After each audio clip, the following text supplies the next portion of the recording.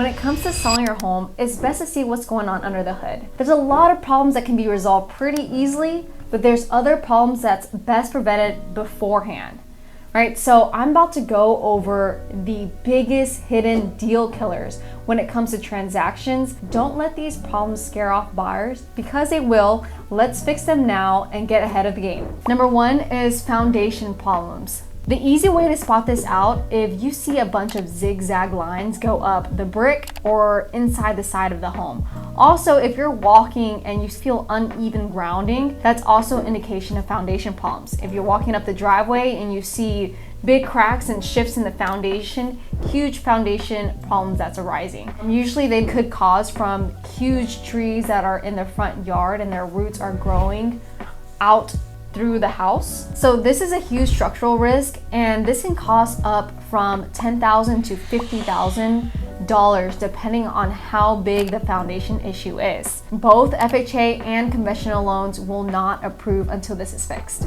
Up next are roofs. Roofs are a huge expense. Lenders won't lend on homes that have active leaks or even missing shingles. And this is because those active leaks and missing shingles can cause water damage inside the home if it rains.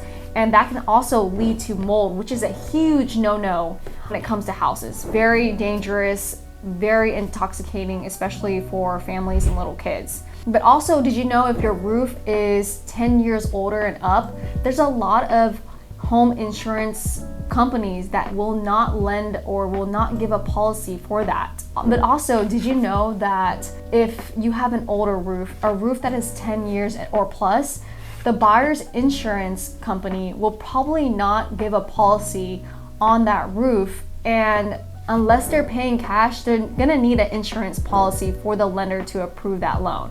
Roofs can cost about $15,000 and upwards, so that's definitely what you should look into now. Speaking of those wildfires in California, do you know what else spreads like wildfire?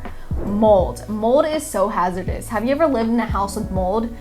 You're gonna start getting headaches, you're gonna start getting rashes, you're gonna not be able to breathe, allergies, so much things can cause it, but you might not even know it's because of the mold in your house.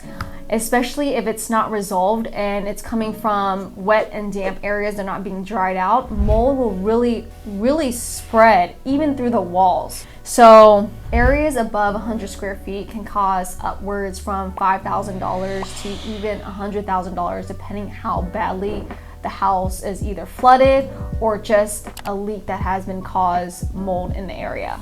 This will definitely need to be remediated if it's found. Number 4 on the list is termite infestations. This one gives me the heebie-jeebies because they're silent and they're deadly, and they grow and grow and grow.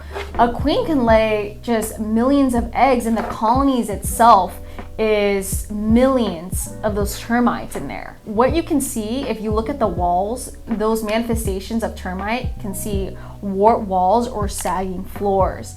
And this is a real structural damage hazard because these termites, they eat through wood and they can even travel through soil, right? It's so gross. Like, there's just so many of them. So that ick alone can kill deals. So you gotta really make sure that this is not a problem in your house.